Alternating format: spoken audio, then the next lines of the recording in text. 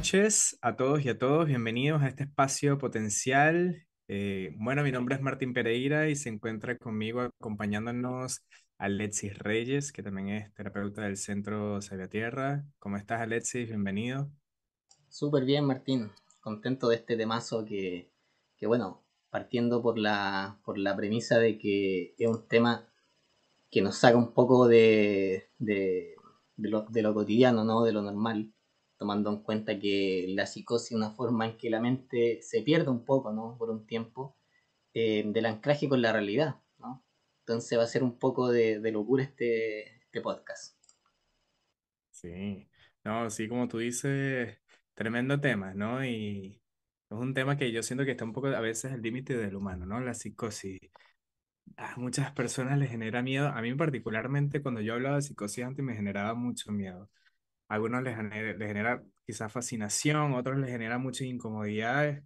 Es un tema que yo siento que muchas veces preferimos como que mantener en silencio, ¿no? Porque yo recuerdo que, no sé, siento que a veces nos recuerda que eso que llamamos realidad hoy en día es más frágil muchas veces de lo que pensamos, considero, ¿no? Embargo, hablarlo, no solo por quienes atraviesan la experiencia psicótica muchas veces, sino porque esa experiencia muchas veces revela algo de nosotros mismos. Entonces, cuando hablamos de psicosis, aquí como para empezar a hablar acerca de este tema que es re profundo, eh, siento que a veces solemos imaginarnos en la psicosis como al loco peligroso, ¿cierto? Como al personaje extraño muchas veces, o incluso como al genio incomprendido. A mí particularmente que me gusta mucho el cine, eh, siento que también la cultura y la sociedad como ha colaborado como para que este fenómeno, este concepto, y no solamente el cine, sino también la literatura, las noticias, han tejido como un mito alrededor de la locura, ¿no? Pero siento que detrás de ese mito hay algo mucho más profundo, ¿no? La psicosis como una forma, yo creo que también como de existir, eh, como un modo radical, diría, de habitar el mundo, aunque sea desde un borde, ¿no? Entonces, hoy precisamente en este podcast queremos adentrarnos en esta experiencia, pero no, yo quiero que no es como desde el manual, ¿no? No es como del DMS5 tratar de describir la psicosis con esas características, como con categorías duras, quizás, sino como una conversación que se mueva entre. Claro, entre ese mito muchas veces que escuchamos acerca de la psicosis, del brote psicótico, del loco, la locura, y muchas veces también desde la clínica, que es lo que vemos nosotros también en la experiencia clínica, de nuestras labores y también de la experiencia, ¿no? La experiencia personal. Nosotros también trabajamos con plantas y también la locura es entendida o la psicosis entendida desde otro ámbito también, y hacerlo como de una forma en que nos incluya a todos, ¿no? Porque siento que la psicosis no debería y no es un territorio ajeno. También muchas veces es un espejo de nuestra cultura, ¿no? Y nuestra fragilidad como seres humanos. Entonces, me gustaría que empecemos por ahí, Alex, ¿no? Sí, Eh, ¿Qué sientes que nos ha dicho la cultura sobre la locura, ¿no? Y qué nos oculta también la locura. a mi entender, de alguna forma se oculta un poco el sentido de, de lo oscuro también que puede connotar también la palabra psicosis, ¿no? Por lo menos yo siento que vamos a hablar no desde lo que dice un experto, ¿no? Sino que desde la experiencia misma, del estudio que hemos tenido también, de las aristas de la psicología, de la cultura, ¿no? Y la psicosis suele asustar porque de alguna forma rompe con la idea de un yo coherente, ¿no? Pero también es una experiencia humana que nos interpela, ¿no? O sea, el psicoanálisis ha generado ciertos mitos también, y uno muy común es que el psicótico no tiene inconsciente, ¿no? Entonces, en realidad, lo que ocurre es que el inconsciente se expresa de manera distinta, sin tanto filtro, diríamos, quizás, ¿no? Pero sin el mismo mecanismo de represión que vemos en un neurótico, ¿no? Otro mito común, ¿no? Es que justamente no se puede trabajar clínicamente con pacientes psicóticos. ¿Qué te parece a ti esto, no? No se puede trabajar clínicamente con pacientes psicóticos. ¿Cómo lo has visto tú desde la experiencia clínica? Yo, por lo menos en lo personal, no es parte de algo que aborde, no es parte de una expertise que tenga hoy en día. Hoy sabemos que se puede, pero quizá en lugares hospitalarios como el trabajo que hace la psiquiatría, aunque exige otra actitud, ¿no? Otro tipo de encuadre, otro tipo de aislamiento, tratamiento. Aquí Ujú, por lo menos importa interpretar no solamente lo que el psicótico traiga, ¿no? Sino que ofrecer presencia, crear condiciones mínimas de confianza y de autocuidado también ecológicamente con la humanidad, ¿no? Porque un paciente psicótico eh, pierde sentido, no tiene sentido de la realidad subjetiva, ¿no? O sea, hay un estado fragmentario dentro del adentro y el afuera, entonces se pueden correr peligros, ¿no? mm, mm. Sí, fíjate que desde mi experiencia tampoco es que tenga mucho expertise dentro de, al menos con pacientes con esto, pero claro, tú dices algo tremendamente importante en lo que dices, ¿no?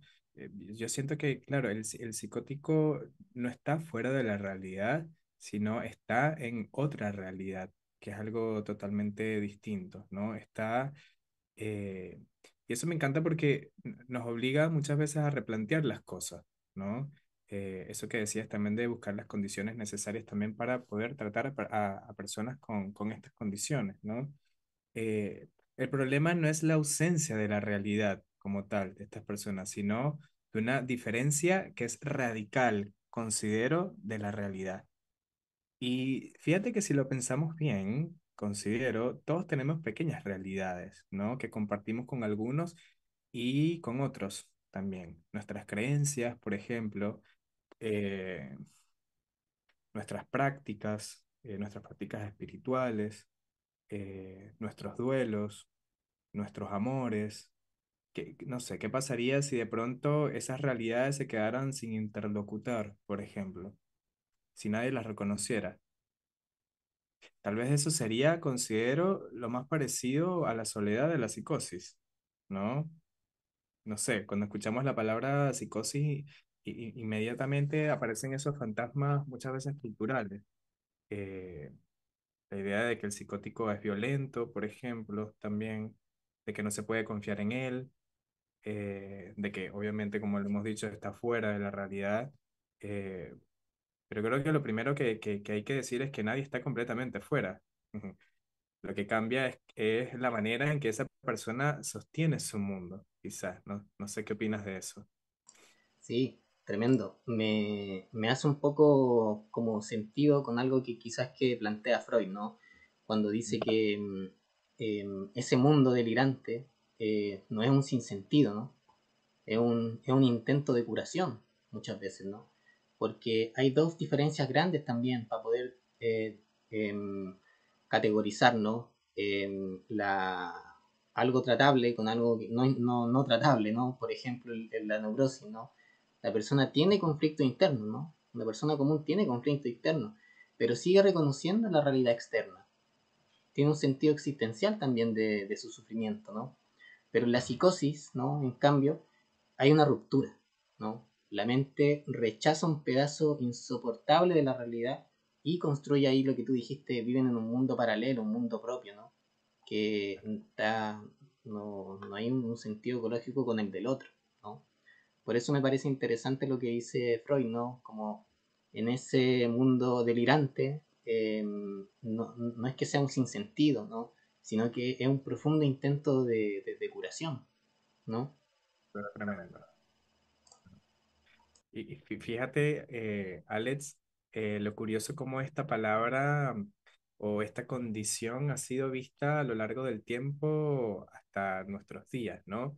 Por ejemplo, en Occidente, en la Edad Media, la psicosis, ¿cómo era vista? La psicosis era vista como una posesión demoníaca, imagínate, ¿no? Como muchas veces como un castigo divino también, como un peligro social.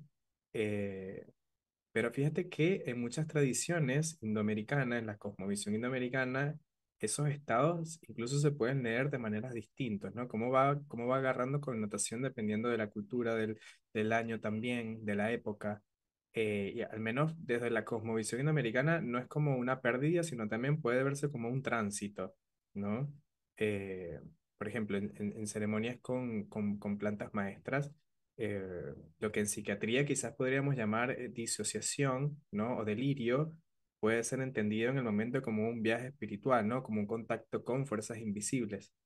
La diferencia quizás no está tanto en la experiencia misma, sino en el marco simbólico que puede contener la experiencia. ¿Qué opinas de eso? ¿Te parece que tiene sentido, no tiene sentido? Sí, y fíjate que ahí también podríamos como tomar otro mito, ¿no? Que es que el psicótico no tiene sentido, ¿no? Pero como tú dices, sin embargo, en Claro. muchas culturas indígenas, lo que en el occidente se llama delirio se interpreta como una visión o como un mensaje espiritual, ¿no? No se trata de idealizar ni de negar el sufrimiento, sino de reconocer que la experiencia psíquica extrema siempre tiene un marco cultural que le puede dar significado. Por eso hay que siempre contextualizarse también en relación a qué, desde dónde estamos mirando al psicótico o desde qué corriente también estamos tomando esas ciertas visiones, ¿no? Ahora, hay estados psicóticos que todos tenemos, ¿no? Pero ¿qué pasa si vemos la psicosis no solo como enfermedad, sino también como una experiencia humana que toca lo simbólico, que toca lo espiritual, incluso lo íntimo, ¿no? Aquí podríamos también llevarlo un poco a lo que es también el proceso alquímico, ¿no? Momentos del nigredo, como dice la alquimia, donde hay una descomposición, donde hay un descenso a las profundidades, eh, o la noche oscura del alma, ¿no? Cuando también aparecen momentos o hay etapas un poco con una frescura psicótica, ¿no? Entonces, depende de dónde estemos mirando, ¿no? Por eso Claro. la pregunta que a mí me surge, ¿no? Que nos podríamos hacer es que, ¿qué pasa si vemos la psicosis no solo como una enfermedad, no solo como una patología, sino también como una experiencia humana que toca lo simbólico, que quizá un intento, como dice, tanto dijo Freud, sobre un intento de curación, también un intento de trascendencia, ¿no? De contactar con algo más profundo que raja un poco la experiencia humana.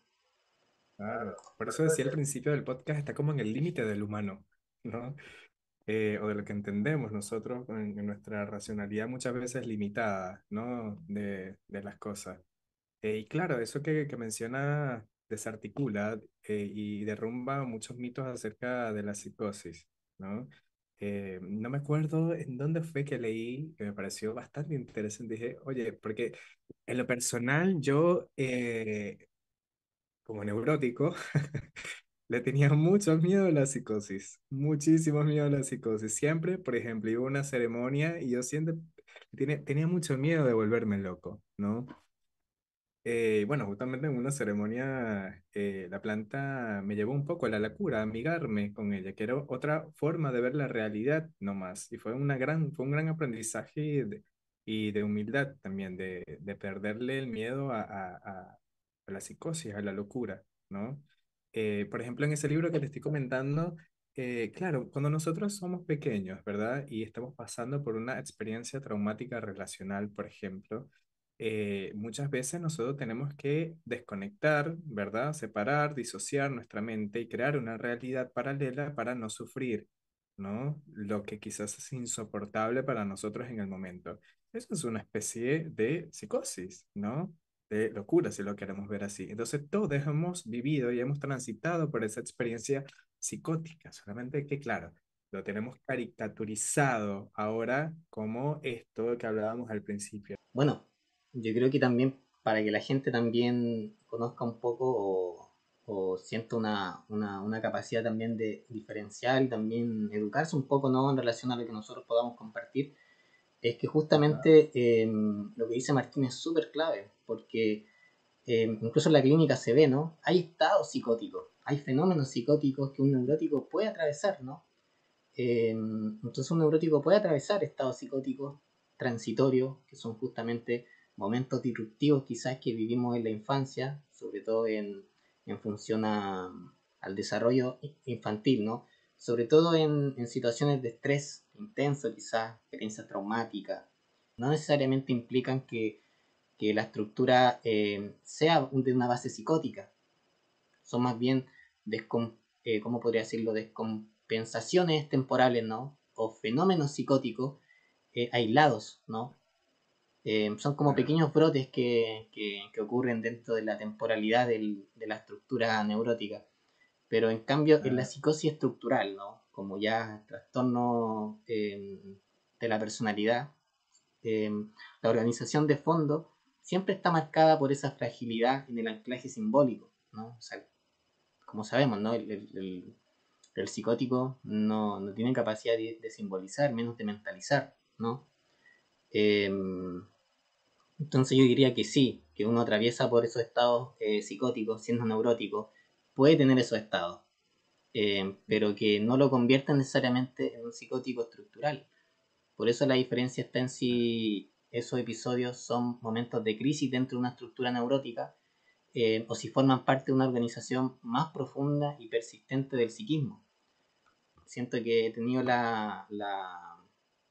los periodos de haber atravesado son momentos de locura, por ahí con algunas sustancias, ¿no? También con experiencias, digamos, cercanas a la muerte y por sobre todo con mi, como desarrollando un poco el contexto de mi desarrollo afectivo temprano, quizás, ¿no? Eh, el mundo fragmentado del bebé, ¿no? Quizás también ahí podríamos hablar un poco de Klein, ¿no? De Winnicott, que da una mirada bien interesante también al origen de la vida psíquica, porque como que nos propone algo revolucionario incluso, que las raíces de la psicosis no están solo en la adultez, ¿no? Ni siquiera en la infancia, sino que en los primeros meses de vida, ¿no?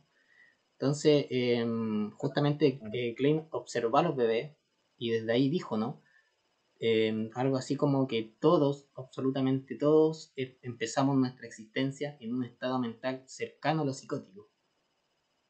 Ujú. Entonces, si uno imagina a un recién nacido, no tiene palabras, no entiende el mundo, solo siente hambre, frío, placer, dolor. eh, Cuando algo lo calma, ¿no? Siente que existe un pecho bueno, ¿no? En términos de Klein, o un objeto perfecto que lo alimenta y protege, pero algo lo frustra, ¿no? El hambre, la demora, la incomodidad, y ahí aparece el pecho malo, ¿no? Un perseguidor hostil que lo hace sufrir, ¿no? Por eso en esos meses iniciales el bebé divide un poco la realidad en dos extremos, totalmente bueno o totalmente malo. Y eso Craig Mm. lo llamó la posición esquizoparanoide. Entonces, eh, siento que ella tiene una afinidad también con categorizar o poner sobre la mesa también estados psicóticos para poder evidenciar también que uno nace, diríamos, entre comillas, siendo psicótico, ¿no? Eh, Claro. entonces, ese vaivén que se crea también es un mundo fragmentario en el bebé, ¿no? Y aunque es un espacio, es un paso normal en el desarrollo, Klein dice que la psicosis y la adultez es, diríamos en el fondo, un regreso a un estado primitivo, ¿no? Una regresión a un estado primitivo que quedó congelado quizá en el desarrollo, se me ocurre un poco, ¿no? Un yo fragmentado, lleno de partes buenas y malas, y partes malas, ¿no? Pecho malo, pecho bueno, ¿no? Con terrores de aniquilación, ¿no? En términos de Winnicott, un paciente, ¿no? Que, que cree que su vecino quiere envenenarlo. De alguna forma este paciente eh, podríamos hacer diferentes lecturas, pero desde lo que dice Klein, ¿no? ¿Qué estaríamos evidenciando ahí, no? Que el vecino encarna un poco o proyecta en el otro el pecho malo, ¿no? Un fragmento interno que vive como persecución externa, ¿no? Mm. Entonces, esas ideas sí, como paranoicas, ¿no? Claro. Nos dan un sentido de también ver de otra forma la locura, ¿no?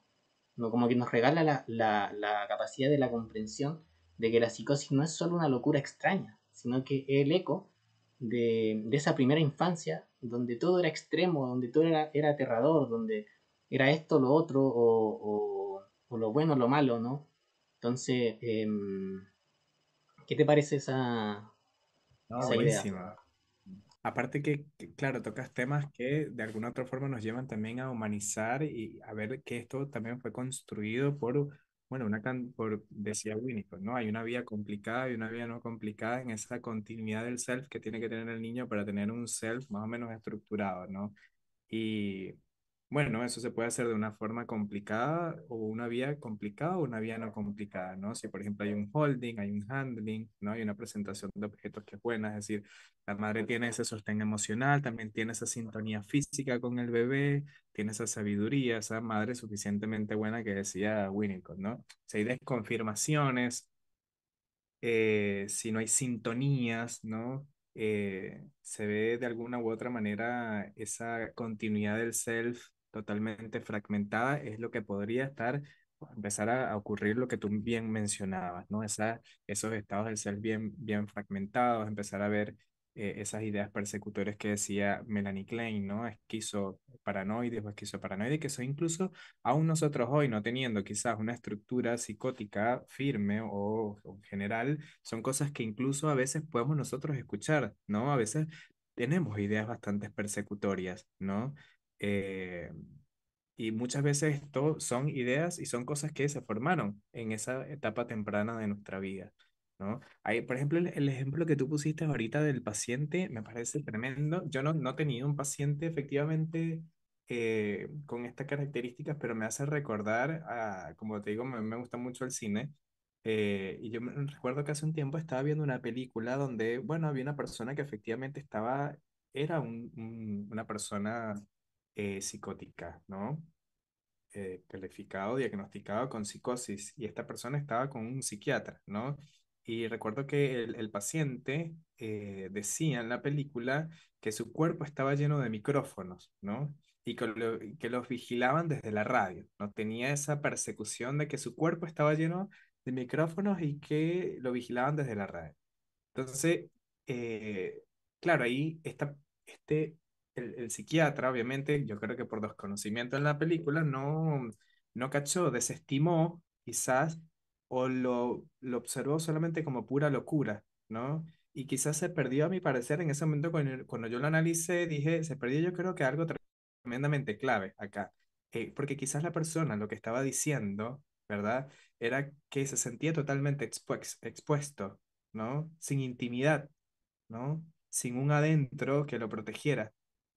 Y su delirio en ese momento era la manera de nombrar esa verdad que era insoportable, ¿no? Como en lo externo está hablando de una verdad muy profunda interna, ¿no? Y como a veces solemos interpretar esas cosas externas cuando en realidad el paciente está hablando de algo muy profundo, muy interno y que es una verdad que a veces decirla puede llegar a ser insoportable. No sé qué opinas de esto, Alex. Sí. Da un poco de, como de compasión, ¿no? Cuando uno piensa en esas personas, en esos periodos donde aparecen elementos psicóticos, ¿no? Claro. Porque la persona psicótica, yo diría que está atrapada en ese estado infantil, donde el miedo es total, ¿no? Y la fragmentación es un estado abrumador, terrible, ¿no? Y la tarea de un poco eh, es devolver un sentido de unidad dentro de lo que se puede, ¿no? Eh, Claro.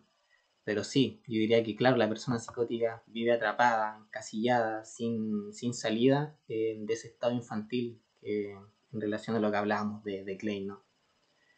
Claro. Pero siempre se puede dar un giro también, ¿no? Cuando tú hablaste de Winnicott, ¿no? Cuando él habla de la falta de sostén, ¿no? Como que nos invita a mirar también no tanto la fantasía interna, sino el entorno real del bebé, ¿no? Cuando su famosa frase, ¿no? Que dice, no existe tal cosa como un bebé, Ujú. siempre hay un bebé o alguien que lo sostiene, ¿no? Lo que existe es el contexto de crianza, ¿no? Y ahí yo siento que está la clave hoy en día. Eh, Porque, por ejemplo, para Winnicott la psicosis es un resultado de una falla temprana en ese sostén, ¿no?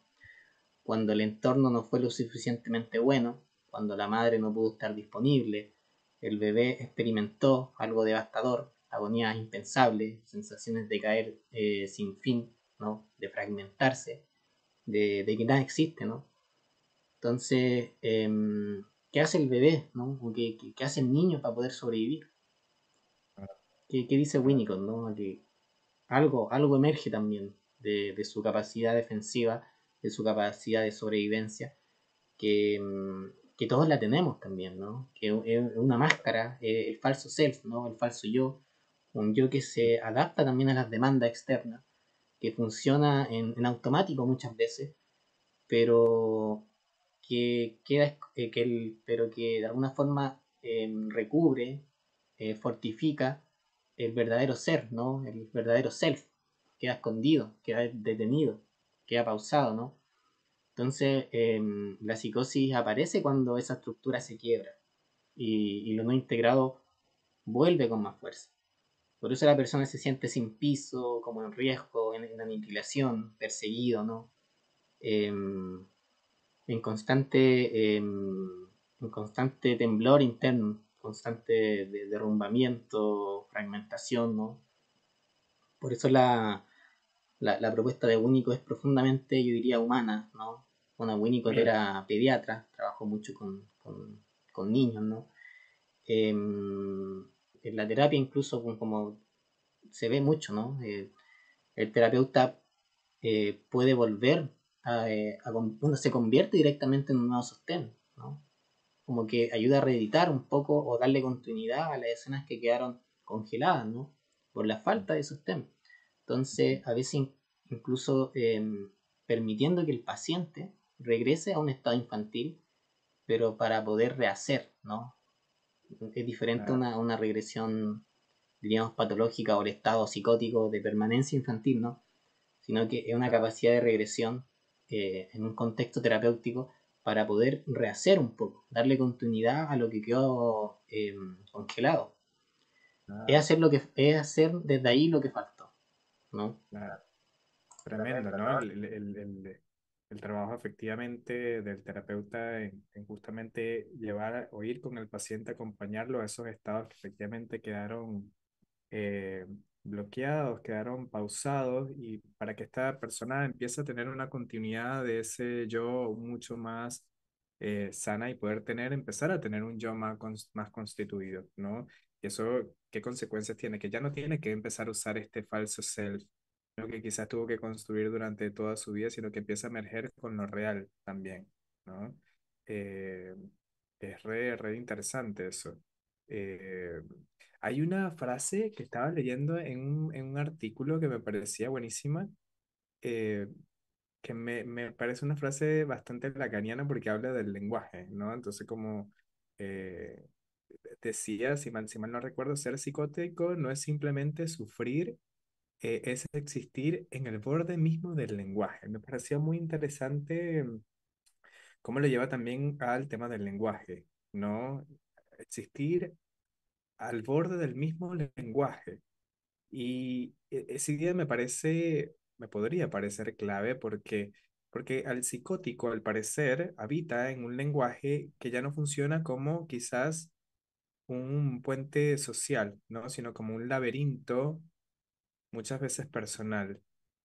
Eh, no está vacío de sentido, creo yo, está lleno de un sentido que creo que es enigmático, más bien. Y ahí está, creo que, otro mito, ¿no? Pensamos que es locura sin más, nada más, ¿no? Pero quizás lo que hay ahí es una forma distinta de evitar el lenguaje.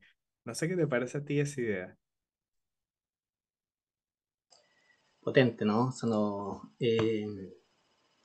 muy interesante, ¿no? Como de alguna forma se observa incluso con pacientes psicóticos, ¿no? Que más que delirios raros, había algo más básico, ¿no? Una incapacidad también para digerir la experiencia, para insertarse en el lenguaje, ¿no? Fíjate que si volvemos también un poco a a la clínica, eh, hay algo que quizás puede parecer central, ¿no? Que quizás la psicosis no es solo un desborde sin forma, como lo hemos dicho, sino un intento desesperado de este psiquismo de la persona recomponer algo, ¿no? Es algo que quizás faltó en su momento. Por eso el delirio quizás de la persona en esos momentos puede verse quizás como una metafísica personal, ¿no? Donde quizás el mundo común se empieza a desmoronar, o cuando se empieza a desmoronar ese mundo común, entonces el psicótico, ¿qué es lo que va a hacer? Inventar otro, ¿no? Y esto puede sonar extraño, quizás, pero ¿qué hacemos todos quizás cuando la vida se nos derrumba? Muchas veces inventamos relatos, ¿no? Creencias, marcos que nos ayudan a sostenernos también. La diferencia aquí es que el psicótico lo hace en una escala mucho más radical, ¿no? ¿Qué te parece esa idea? En relación a eso, yo siento que sí, que como terapeuta, el rol de contenedor, ¿no? Es importante, ¿no? Porque justamente nos ayuda a soportar las proyecciones sin devolverlas de manera cruda, ¿no? Como lo que habla un poco Bayon, ¿no? De la capacidad de digerir la experiencia, ¿no? La función alfa, como la capacidad de transformar sensaciones crudas en pensamiento. Cuando de alguna forma eso falla, la persona se llena de elementos brutos, ¿no? De elementos abstractos, sin nombre, que no puede procesar. Entonces como que también lo asimilo un poco a lo psicótico, a un estado psicótico, ¿no? Porque de alguna forma como no se procesa, no se asimila, se tiende a la expulsión al mundo, ¿no? Como hacia afuera.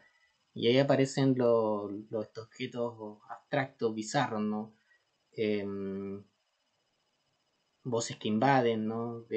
Con el ejemplo, vecinos que quieren, no sé, envenenarte, que controlan la mente, ¿no? Lo de los relojes, ¿no? Todos esos objetos como elementos psicóticos que aparecen pueden estar también relacionados con eso, ¿no? Con la incapacidad de digerir experiencias, ¿no? Y quedan ahí atoradas en esa función, en esos elementos beta, ¿no? Entonces siento que eh, Bayon por lo menos notó eso, que los pacientes atacaban los vínculos, ¿no? Como que de alguna forma cada vez que algo empezaba a tener sentido, destruían esa conexión, porque pensar para ellos era insoportable. Entonces evoca un dolor ligado a experiencias primitivas de abandono o de caos, ¿no? De destrucción. Por eso como el rol del terapeuta como contenedor, como dije, soportar las proyecciones sin devolverlas crudas, ¿no? Metabolizar ese caos, poner en palabra, en calma, ¿no? Y así poco a poco el paciente también puede como reintroyectar algo digerido y empezar a pensar por sí mismo. Que justamente lo que me gusta de Bayon es que nos muestra que la psicosis no es que falte inteligencia, sino que falta la capacidad de transformar la experiencia en algo pensable. Y eso se puede reconstruir si alguien acompaña sin derrumbarse, ¿no? Si un terapeuta está lo suficientemente eh, capacitado, ¿no? Si tiene un contenedor psíquico capaz de también recibir esos impactos. No sé qué te parece. No, tremendo, ¿no? Tremendo. Claro, la figura del terapeuta, donde este paciente tiene la oportunidad de tener una experiencia suficientemente buena, ¿no? Eso que no tuvo efectivamente en la infancia. Y me hace recordar algo que decías que incluso lo veo mucho en clínica, ¿no? Pero quizás no con pacientes que tengan una estructura psicótica más radical, sino esto que hemos dicho, que todos habitamos quizás y tenemos ciertas partes psicóticas, ¿no? Donde a veces la terapia está entrando en terreno donde empiezan a emerger ciertas transferencias más fuertes y justamente esas partes psicóticas el paciente inconscientemente va a atacarlas, ¿no? Va a querer atacar el vínculo. Eh, y no sé, si uno lo ve, yo lo veo mucho, empiezan a faltar a terapia o llegan más tarde, eh, empiezan a haber ciertos cambios, ¿no? Donde esas partes psicóticas efectivamente empiezan a atacar. Y la labor del terapeuta, claro, con esa frónesis de saber actuar con sabiduría y que la va obviamente a obtener dependiendo de su propio proceso personal, ¿no? De su trabajo personal como contenedor ante la experiencia de un otro. Porque muchas veces dentro de la experiencia terapéutica, el terapeuta puede un poco a veces tener el concepto, el furor curandis, ¿no? O lo distinto al anima sanandis, ¿no? Ese furor de querer curar porque sí, cuando quizás, o devolverle algo al paciente cuando quizás él no tiene la posibilidad en ese momento de metabolizarlo. Solamente voy y vomito o lanzo una interpretación para que el paciente escuche y eso puede ser tremendamente retraumatizante.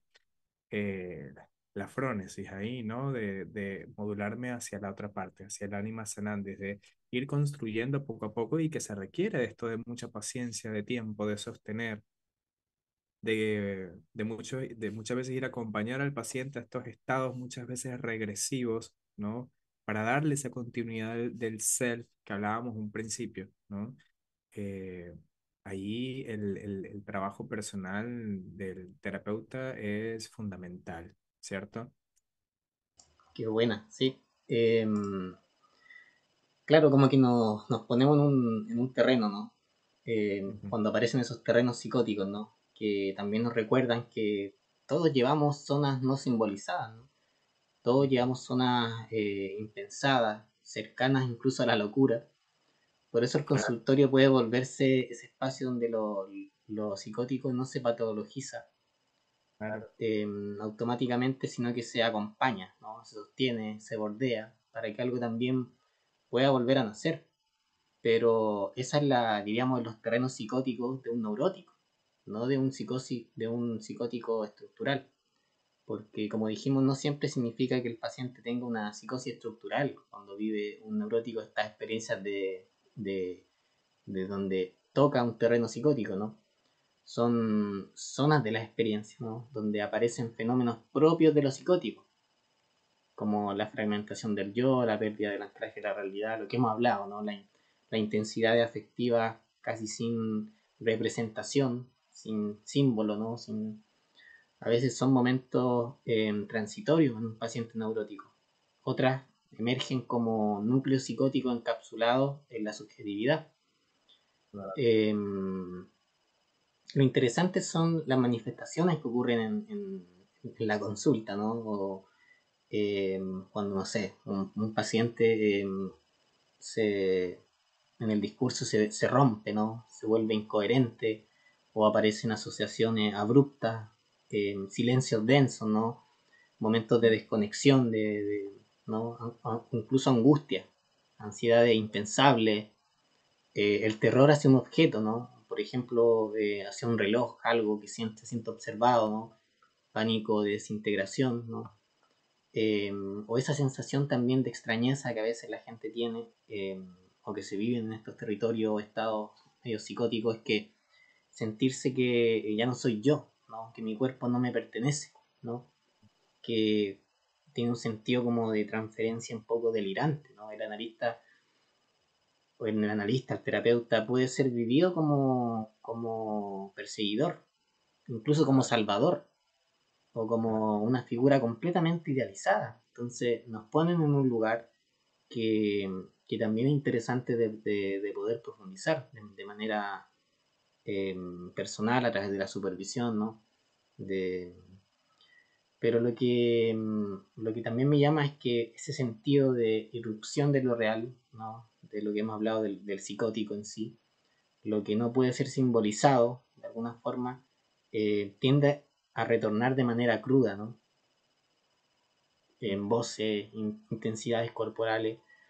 Eh, por eso da un poco de miedo, porque está fuera un poco de, entre comillas, de lo común, de lo ecológico, ¿no? Es abrupto, ¿no?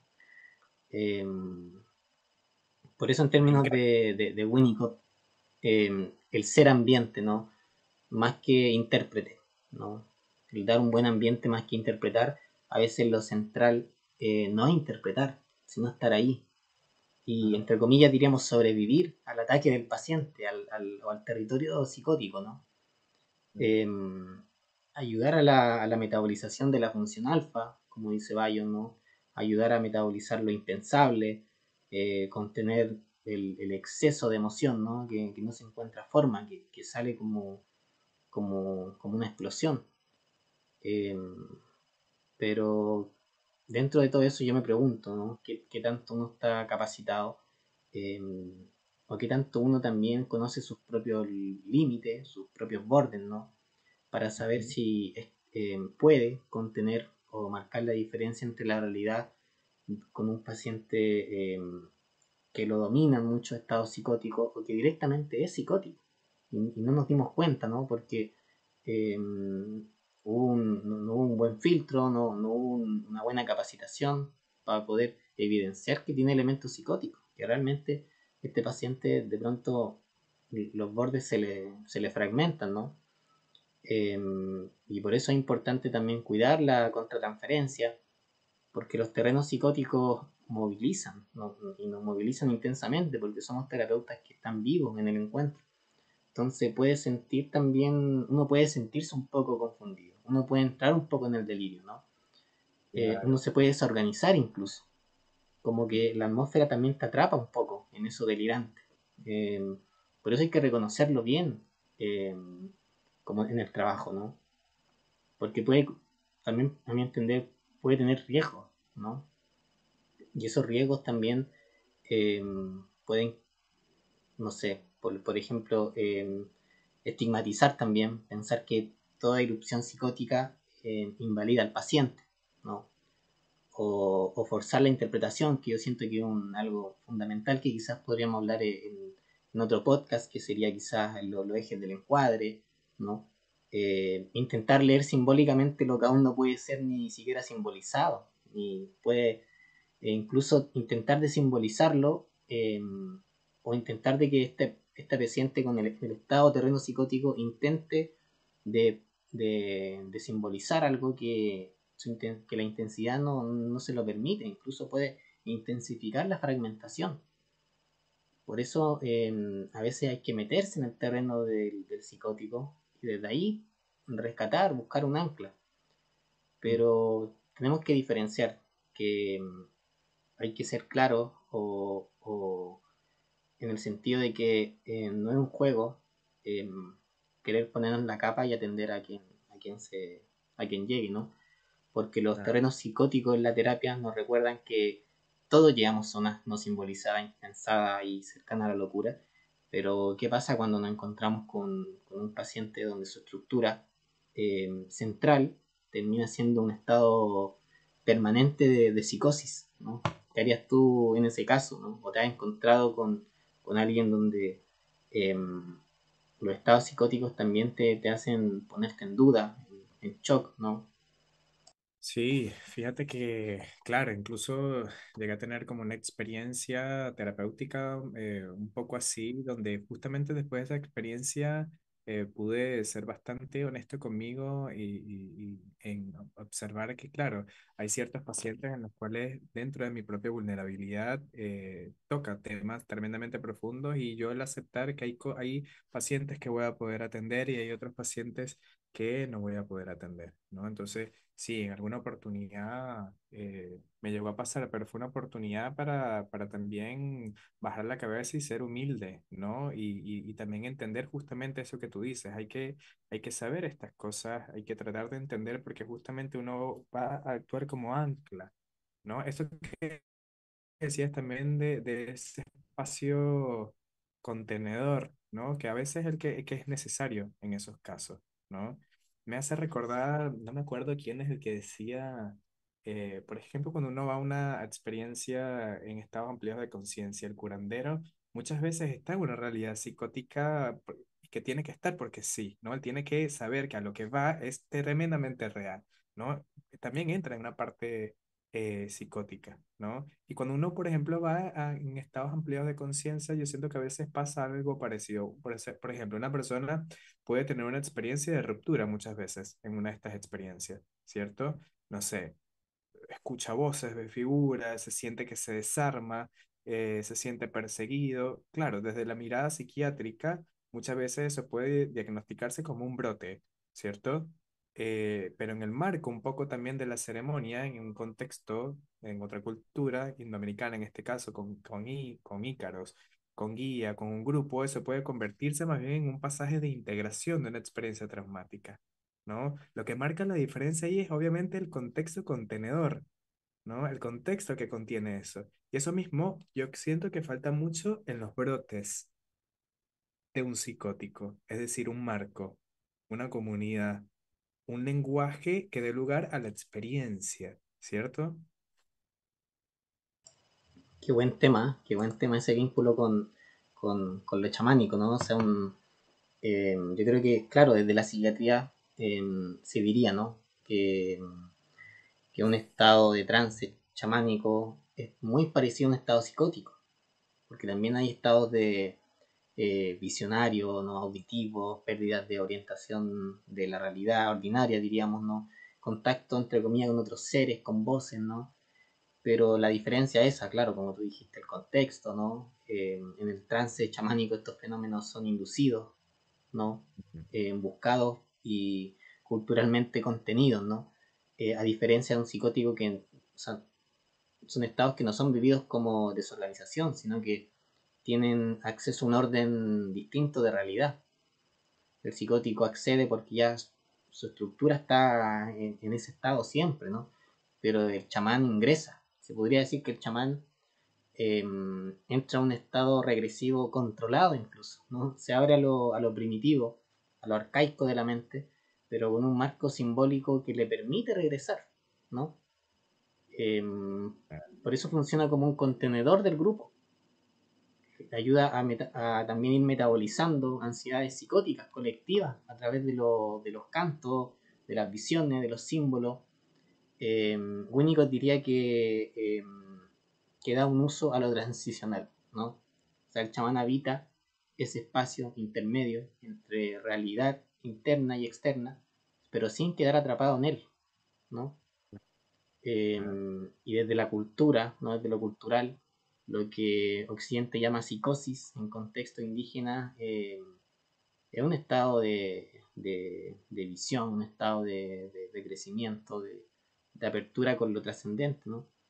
La comunidad de alguna forma legitima un poco la experiencia, como que le da un sentido, le da una función social, eh, cultural porque, y social porque está asociada a la curación, a la guía, a la transmisión, a la sabiduría, ¿no? Al dar como a través del lenguaje, de las indicaciones, ¿no? De lo que reciben, una guía. Eh, y justamente en una vivencia solitaria ni desbordada, como suele ser incluso en la psicosis clínica, ¿no? Sino que acompañada por un ritual, por un mito, ¿no? Por una tradición, por un contexto. Por eso el chamán no entra en un estado psicótico del todo, ¿no? Sino que en un estado a ver, no ordinario de conciencia, que comparte fenómenos semejantes, pero encuadrados en una cultura, ¿no? En la psicosis es diferente, ¿no? La experiencia invade, desorganiza y excluye al sujeto de la realidad compartida, ¿no? Entonces en el trance chamánico la experiencia se ritualiza, se regula, se integra, eh, se convierte en un recurso para él mismo y para la comunidad, ¿no? Entonces, podríamos decir eso, ¿no? Que el chamán entra donde un psicótico se pierde incluso, ¿no? Pero con mapas, con cantos, con rituales, con toda una instrumentaria que le permite regresar y traer algo de ese territorio como medicina para otros, ¿no? Eh, entonces, es interesante igual lo que tú planteaste ahí. Y tremenda la diferenciación que hiciste eh, allí, Alex, ¿no? Brillante la manera en cómo, claro, cómo lo diferencias y cómo lo contextualizas, ¿no? Y un poco hablabas también ahí de, claro, de la cultura, ¿no? Cómo lo ve la cultura. Si nos vamos justamente a eso, a la cultura y cómo el psicótico muchas veces es un exiliado a veces de la comunidad, ¿cierto?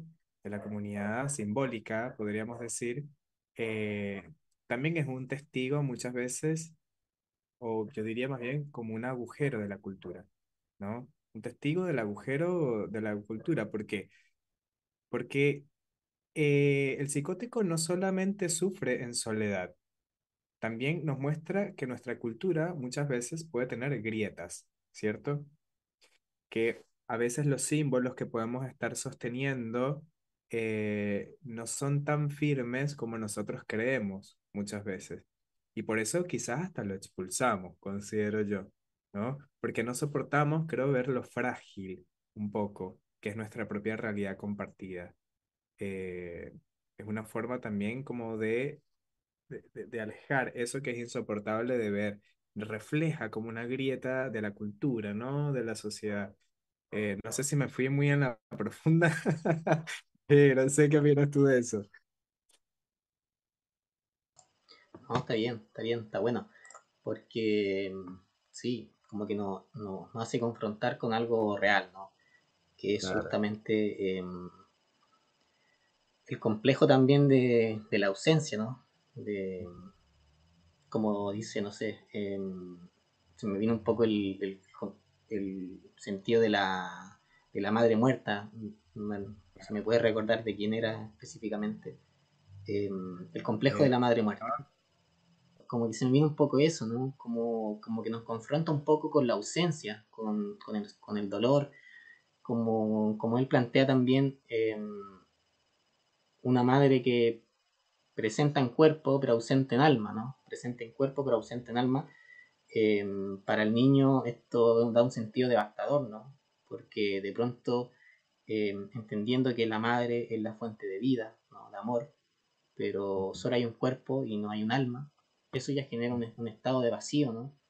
Y ese vacío de alguna forma se internaliza y más tarde puede convertirse en una psicosis, ¿no? Que no es la locura, eh, es una locura llena de delirio, ¿no? Sino que es una locura silenciosa. Yo creo que es un terreno o una fragancia psicótica que queda, pero genera un estado de apatía, ¿no? De vacío, de falta de sentido. Eh, Incluso este complejo, por lo que recuerdo en lo que él dice, es que son personas que incluso parecen funcionar bien, pero que dentro hay un estado de desierto, ¿no? Que nada los toca, ¿no? Nada importa, tiene un sentido a mi entender muy evitativo, ¿no? Como que eh, la, digamos que es como le da un sentido negativo que nos obliga a escuchar no solo lo que el paciente dice, sino también lo que falta, los silencios, la falta de emoción, la desvitalización. De mi entender aquí, en este sentido de ausencia, se puede ayudar dándole significado al sostén, pero sin huir de esa sensación de vacío, sino que, y tampoco llenarlo apresuradamente, sino que estar presente hasta que el paciente pueda volver a sentir que existe, ¿no? Que hay vida, que hay alguien. Después terminamos siendo ese cuidador que solo se presentó en cuerpo y empezamos a entregar un poco de chispa del alma, ¿no? Claro, no, tremendo. Claro, porque allí no es que la madre haya muerto físicamente, sino que le quitan algo mucho más profundo. Es como haber tenido algo y que te lo quiten, ¿no? El amor. Y eso queda estructuralmente, ¿no? Pero terapéuticamente es algo bien, bastante trabajable igual, ¿no? Sí, Eh, claro. Fíjate que hay algo que leí también en un artículo que decía que el psicótico es un viajero del abismo, un místico sin iglesia. Eso me pareció tremendo. Eh, Claro, en el núcleo, según lo que hemos hablado, ¿no? En el núcleo de la psicosis hay una experiencia en donde quizás el psicótico siente que está en una soledad radical, ¿cierto? Es como que si el sujeto viviera en un mundo donde ya no hay coordenadas compartidas con un otro, ¿cierto? Y esta frase que acabo de decir, ¿no? Un viajero del abismo, un místico sin iglesia. Y me parece que es verdad, ¿no? Porque el psicótico ha tocado algo de lo real, ¿cierto? Algo que sobrepasa muchas veces los marcos conocidos. pero no tiene comunidad que la sostenga o comunidad que lo sostenga allí. Y esa es una gran diferencia con la mística, ¿no? El místico, por ejemplo, tiene religión, ¿cierto? Tiene una tradición, tiene un rito. El psicótico en este caso está solo, ¿no? Por eso esta frase es un viajero del abismo, un místico sin iglesia. Me parece tremenda, ¿no? Por eso nuestro trabajo clínico eh, no siento que sea corregir desde afuera, ¿no? Como para ir recapitulando y ir eh, cerrando este maravilloso y tremendamente profundo encuentro, hablar de este tema que claro, a través de los años, la cultura siento que ha sido muy deshumanizado, ¿no? Eh, Siento que nuestro trabajo clínico no es corregir desde afuera, sino más bien acompañar desde adentro, ¿no? O sea, no se trata como tratar de imponer un sentido, sino de dar un poco más de compañía para que esa invención no se vuelva puro encierro, ¿no? ¿Qué Sí, podrías decir, querido Alex, para ir cerrando esta linda conversación? sí, yo creo que como a modo de síntesis también, eh, entender un poco que a lo que hemos llegado, ¿no? Con algunas cosas que hemos hablado, es que la psicosis no solo se entiende como un fenómeno interno, sino que es un fenómeno, diríamos, eh, intersubjetivo incluso, ¿no? Porque hemos visto que también nace y se mantiene en contextos de relaciones difíciles, ¿no? Experiencias traumáticas, desarrollo afectivo temprano. Eh, entonces nos recuerda que la psicosis es siempre un intento de comunicar algo que no pudo ser dicho en un entorno confiable, ¿no? Como dijo Freud, un intento de curación también. El delirio en ese sentido es una narrativa que incluso protege el caos, ¿no? Eh, y yo siento que lo que hemos contemplado nosotros como trabajo terapéutico también da una consistencia en construir una relación de confianza también, donde de alguna forma la empatía, la validación, la co-creación eh, den significado y permitan que el paciente neurótico con estado o borde psicótico no estructural ya no necesite refugiarse en su delirio, ¿no? ¿Por qué lo Claro, digo así? Porque hay que ser claro también. Yo en lo particular no podría atender a alguien psicótico de manera, una psicosis estructural no podríamos, ¿no? Porque justamente no hay una capacidad de entrar en la misma dinámica del lenguaje, del símbolo, ¿no? De mentalizar, no se le puede dar una orientación ni una guía, ¿no? Pero alguien neurótico con terreno psicótico, sí, o sea, se puede. Y aquí el énfasis está en lo humano, justamente. Dos personas en la consulta encontrándose, y no se trata de curar al loco, ni de curar al psicótico, ¿no? Sino de acompañar a un ser humano en su lucha incluso por volver al mundo compartido, por volver al mundo de manera ecológica, ¿no? claro, Entonces yo diría que, claro, que a modo de conclusión hemos hablado de algunos enfoques de manera muy así íntima, personal, por lo que hemos entendido nosotros en nuestro estudio, pero cada uno de alguna forma muestra una cara distinta de la psicosis, pero que en algunos se va como tejiendo, como se va entrelazando, ¿no? Como entendimos el delirio como intento de curación, como dice Freud, eh, el mundo fragmentario del bebé, eh, la ausencia del sostén, ¿no? El caos del pensamiento, el vacío que genera una madre que físicamente está, pero mentalmente está desconectada, quizás por un estado depresivo, eh, o anda a saber tú, ¿no? Que haya desconexión. Eh, y también la posibilidad de sanación que puede generar el vínculo, ¿no?